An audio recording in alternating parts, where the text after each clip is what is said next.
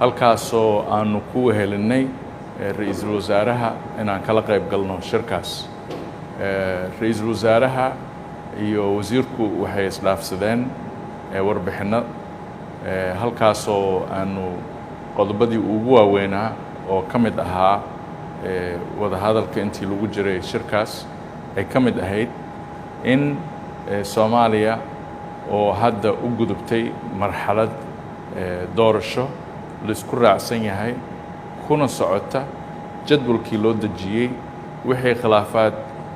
ahaa ee siyaasadeedna horey looga gudbay ay muhiim tahay in bulshada caalamka gaar ahaan European Union oo Ireland sida aan sheegay ay ka mid tahay xubin ay sii daayaan dhaqaalihii u xayirnaa maaragtay is-afgaran waaga ku yimid arrimaha doorashooyinka. Maanta waxaan halkaa kaga hadalnay sida Soomaaliya iyo fikirka ay ka qabto reportskii ay soo saareen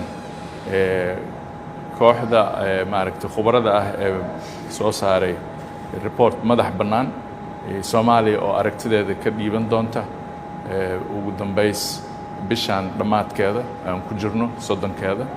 iyo in European Union ay taageeraan aragtida Soomaaliya ay ka qabto si joogitaanka AMISOM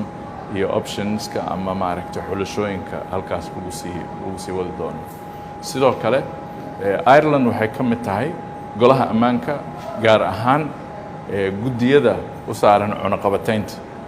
Waxaan ka hadalnay cunaqabataynta hubka Soomaaliya saaran oo ah midka ugu dheer dunida uguna ballaaran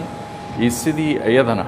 la isula gaari lahaa oo faham la isula gaari lahaa dowladda Soomaaliya in maaragtaa cunaqabatayntaas ay noqoto mid aan maaragtay ka wada socon karno ka wada heshiin karno leh xadidaad iyo meel uu ku dhamaado inta qodobo kale oo dhowr ah laga wada hadlay waa ay jiraan. waxaan kaloo sidoo kale ka wada hadalnay arrimaha laba geesoodka ah ee ka dhaxeeya Ireland iyo Soomaaliya.